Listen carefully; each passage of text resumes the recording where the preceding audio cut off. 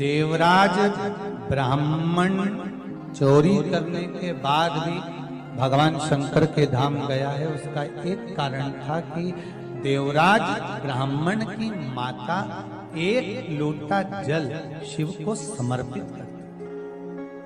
कितना जल? जम के बोलिए जरा। एक लोटा। और आप सबको कहूंगा, शिव मंदिर में प्रतिदिन एक लोटा पानी, एक लोटा जल अवश्य अवश्य चढ़ाना।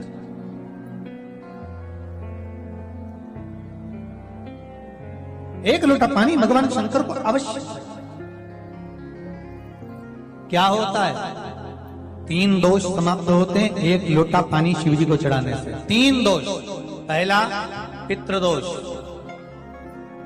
दूसरा वास्तु दोष और तीसरा कालसर्प दोष। जब हम घर में से जल लेकर जाते हैं तो हमारे घर का पानी जब जाता है तो घर का जो वास्तु केंद्र होता है वो रसोई घर होता है। रसोई घर में से जल ले जाकर शिव जी को चढ़ाते हैं तो उससे वास्तु दोष समाप्त। दूसरे नंबर पर है पितृदोष। घर का जो मटका होता है, परिंडा होता है, हंडा होता है, वो पितरों का स्थान है। उस पितरों के स्थान पर जो जल भरा होता है उसमें से अगर भाग भगवान शिव को चढ़ाया जाए तो पितरों का देवता आर्यमा भगवान शंकर के कहने पर चलता है। इसलिए वो भाग जब शिव को प्राप्त होता है तो आर्यमा संतुष्ट होकर पितरों को भी फल प्रदान करता है। तीसरे नंबर पर कालसर्प दोष। भगवान शंकर को एक लोटा पानी अगर चढ़ा रहे हो, भगवान शिव पर एक लोटा पात्र जल का अगर चढ़ा रहे हो तो आपका कालसर्प दोष समाप्त। कालसर्प दोष होता कैसे?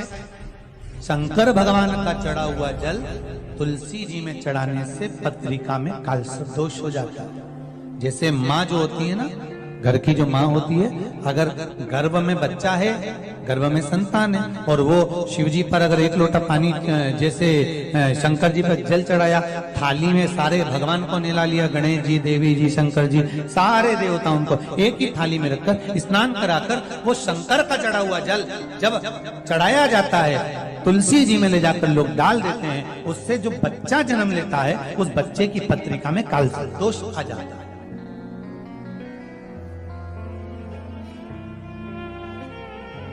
इसलिए शिव महापुराण की कथा कहती है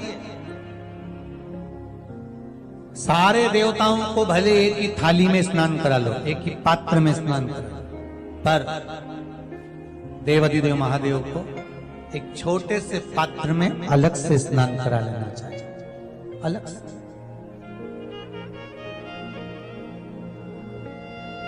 और उस पात्र का जल शिव जी को समर्पित करा हुआ जल तुलसी जी में नहीं डालना। तुम्हारे घर में जो पौधा हुआ आप उसको उसमें समर्पित करो। जैसे बेलपत्री चढ़ाने के बाद जल चढ़ाना या जल चढ़ाकर बेलपत्र चढ़ाना। एक पत्र है, बड़ा सुंदर है, छोटा सा भाव, प्रश्न अच्छा है, आप सबके हित का।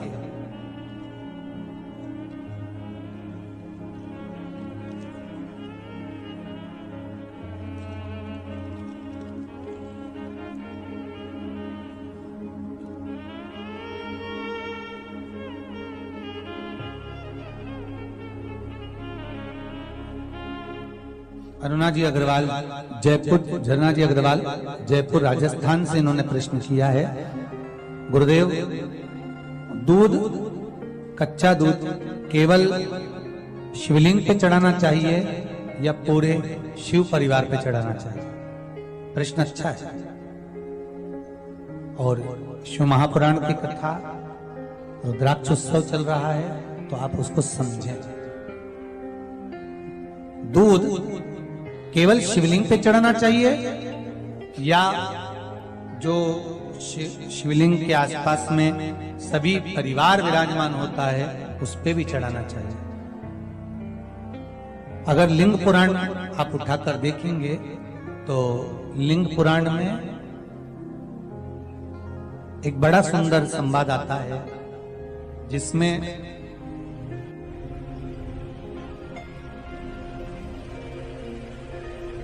पीले कलर के शिवलिंग का वर्णन है। सफेद, लाल, पीला और काला, ये शिवलिंग का आपको पहले वर्णन करा है। ब्राह्मण सफेद मट्टी का शिवलिंग बनाता है, वैश्य पीली मिट्टी का शिवलिंग बनाता है, क्षत्रिय लाल मिट्टी का शिवलिंग का निर्माण करता है, शूद्र काली मिट्टी का शिवलिंग का निर्माण करता है। काली मिट्टी की शिवलिंग का निर्माण करता है। ये जो वर्णन किया गया है कि उसमें लिंग पुराण के अंतर्गत एक पीले शिवलिंग का वर्णन आता है कि पीला जो शिवलिंग होता है उस शिवलिंग का भाव कितना सुंदर बताया गया है। उसमें व्याख्यान वर्णन में आप अगर पढ़ेंगे देखेंगे लिंग पुराण के अंतर्गत तो उसमें आता है कि दूध जब आप देव अधिदेव महादेव के शिवलिंग पर समर्पित करते हो तो शिव महापुराण की कथा कहती है, लिंग पुराण कथा कहती है, नर्मदा पुराण, स्कंद पुराण, पद्म पुराण, अग्नि पुराण, सारी पुराणे वर्णन करती है। वराह पुराण, ब्रह्मवेत्ता पुराण, ये जितनी पुराणे सब वर्णन करती है कि जब शिवलिंग पर हम दूध चढ़ाते हैं तो केवल शंकर भगवान के शिवलिंग पर दूध चढ़ा देने से संपूर्ण परिवार पर दूध चढ़ जाता है। अलग से हमें कहीं चढ़ाने की जरूरत नहीं, अलग से हमें कहीं दूध ले जाकर चढ़ाने की जरूरत नहीं कि हमें गणेश जी को अलग से चढ़ाना पड़ेगा, देवी जी को अलग से चढ़ाना पड़ेगा, कार्तिकेय जी को अलग से चढ़ाना पड़ेगा या नंदी को अलग से चढ़ाना पड़ेगा। तो जो प्रश्न करा है गन्ना जी अग्रवाल जी ने, जयपुर राजस्थान से हैं, सुंदर प्रश्न करा है। और ये आपको ज्ञात होना चाहिए कि शंकर भगवान पर चढ़ाया गया थोड़ा सा भी दूध जल जो हम भगवान शिव को समर्पित कर रहे हैं वो केवल शिव के लिए नहीं रहता, केवल भगवान शंकर के लिए नहीं है, वो स्वयं 33 कोटि देवताओं को समर्पित हो जाएगा, स्वयं 33 कोटि देवताओं को।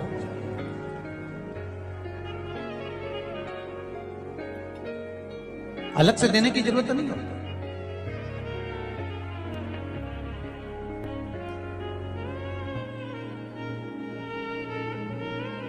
महाराज एक लोटा पानी, बेलपत्री आप शिवलिंग पर पहले चढ़ा रहे हैं, उसके बाद जल चढ़ा रहे हैं। दूसरा, जल चढ़ाने के बाद बेलपत्र चढ़ा रहे हैं। ये दो अलग अलग क्रम है शंकर भगवान की पूजन के। आप समझ लीजिएगा जरा, ये प्रसंग कभी नहीं आया, आज आया है तो उसको समझ।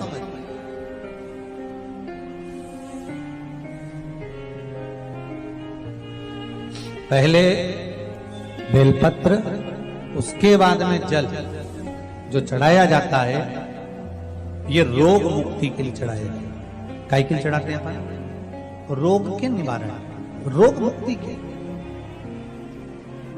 जैसे कोरोना महामारी के अंतर्गत अपन सबने स्मरण किया ऑनलाइन शिव महापुराण में कि एक वर्णन किया था कि अगर ज्यादा स्वास्थ्य गड़बड़ हो रहा है तो एक लोटा दूध था और एक लोटा पानी बेलपत्र रखकर फिर चढ़ाने का उस समय पर वर्णन किया था। आप लोगों ने, कई लोगों ने उसको किया और उसका लाभ आपको मिला। उसी तरह आप शिव मंदिर में जाकर दर्शन करेंगे तो दो चीजें अपने को दर्शन करने को मिलेगी। एक भक्त आता है शंकर जी के मंदिर में, लोग भाव से पहुंचते हैं तो पहले वो क्या करते हैं, पहले बेलपत्री चढ़ा देते हैं फिर जल चढ़ा देते हैं। और एक भक्त जो शिव मंदिर में पहुंचता है पहले जल चढ़ाता है फिर बेलपत्र चढ़ाता है। दोनों का अलग अलग क्रम है, दोनों का अलग अलग भाव वर्णन है। पहला, अगर बेलपत्र चढ़ाया है और उसके बाद अगर शंकर भगवान पे जल चढ़ा रहे हो तो ये रोग मुक्ति के लिए होता है। जैसे बड़े रोग किसी को हो जाए, रोग किसी को घेर ले तो वो बेलपत्री चढ़ाने के बाद फिर जल चढ़ाएगा तो उसको रोग थम जाएगा और फिर वो रोग आगे नहीं बढ़ेगा, आगे नहीं बढ़ेगा। रोगों को थामने के लिए बेलपत्री पहले फिर जल। और जब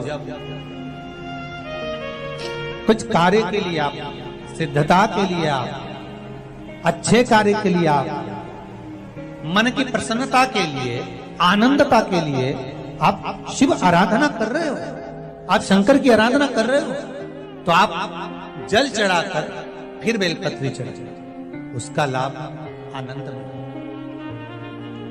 आपने जल चढ़ाया, उसके बाद बेलपत्री चढ़ा।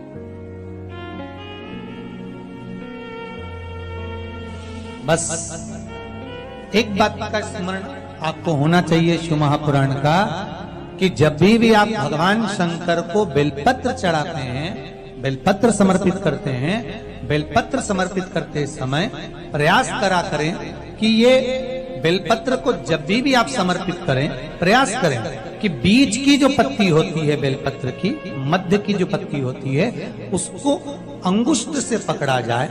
उसके बाद में आप फिर बेलपत्री को शिव पर समर्पित करें, प्रयास करें। बेलपत्र जो हम भगवान शंकर को समर्पित करते हैं, उसका मध्य जो भाग होता है बेलपत्री का, जो 3 देवताओं का मध्य जो भाग होता है, उसको पकड़कर बेलपत्री को शिव को समर्पित करना चाहिए। पूर्व की कथाओं में यह भी वर्णन किया है कि बेलपत्री की डंडी का मुख कहां होना चाहिए। पूर्व की कथाओं में यह भी बताया गया है कि बेलपत्री की तीनों डंडियों के बीच में, तीनों पत्तियों के बीच में जो खाली जगह होती है, डंडी होती है, उसका क्या महत्व है, ये पूर्व की कथा में पहले बता चुके। पर आज जो क्रम चल रहा है कथा का, उसमें अपन जो समझ रहे हैं वो ये होना चाहिए कि आप किस कामना से जल चढ़ा रहे हैं, आपके जल चढ़ाने का क्रम क्या है। अगर आप रोग मुक्ति के लिए चढ़ा रहे हैं तो पहले बेलपत्र चढ़ेगी, फिर जल चढ़ेगा। आप कार्य सिद्धि के लिए चढ़ा रहे हैं, पहले जल चढ़ेगा, फिर बेलपत्र चढ़ेगी। और यदि कोई विशेष कार्य है आपका, जो आपको भगवान शंकर से जाकर कहना है, कोई विशेष कार्य, जैसे ब्रह्मलोक में ब्रह्मा है, वैकुंठ में भगवान विष्णु है, पर संसार सागर में, ब्रह्मांड में, मृत्यु लोक में अगर कोई देव है तो वो देव अधिदेव महादेव, वो देव अधिदेव महादेव, दूसरा नहीं।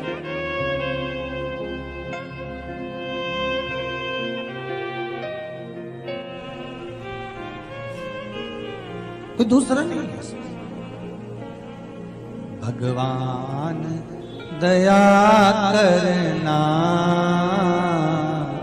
मैं तेरे भरोसे हूँ। भोलेनाथ दया